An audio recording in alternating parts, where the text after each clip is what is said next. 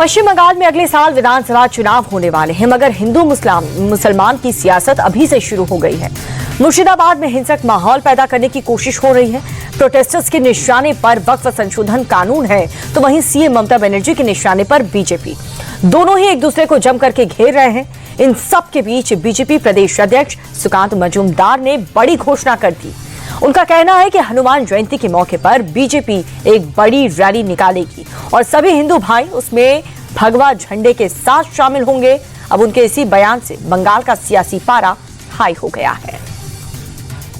मैं खुद हनुमान जयंती की अवसर पर, वीर बजरंगबली की जयंती के अवसर पर अपने घर में भगवा झंडा लगाऊंगा और पश्चिम बंगाल के सारे सनातनियों से मेरा आह्वान है, आप भी अपने घर में भगवा झंडा लगाइए।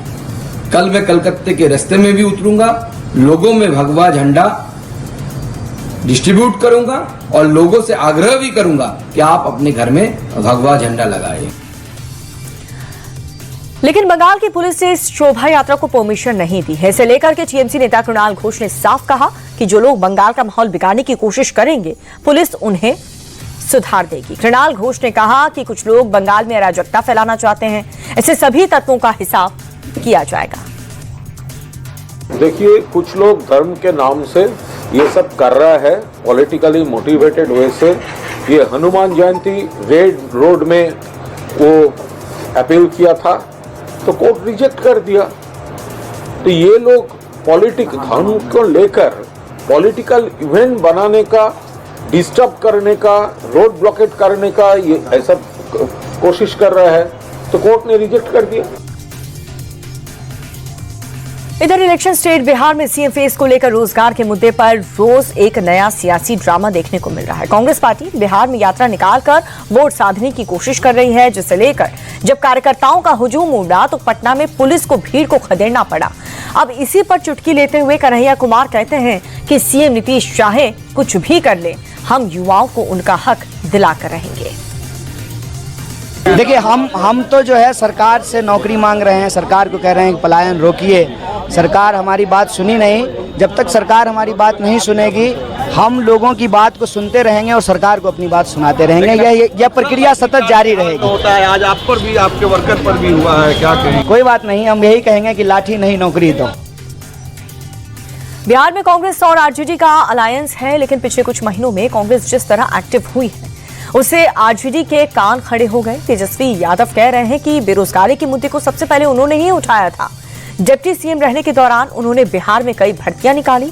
अब ऐसे में गठबंधन के दावे पर ही सवाल खड़े होने लगे। बेरोजगारी हटाओ यात्रा, संविधान बचाओ यात्रा, आरक्षण बढ़ाओ यात्रा पूरे देश में सबसे पहले तो हम ही लोगों ने किया था। जो असल मुद्दे हैं देश के, बिहार के जो असल मुद्दे हैं, लगातार हर बार हम लोग कहते रहे। तेजस्वी की लड़ाई बेरोजगारी से है। बेरोजगार नौजवानों का साथ हमने शुरू से दिया है। खुशी होती है कि और दल भी इस पर जो है सड़कों पे आ रहे हैं, तो अच्छी बात है, आना चाहिए।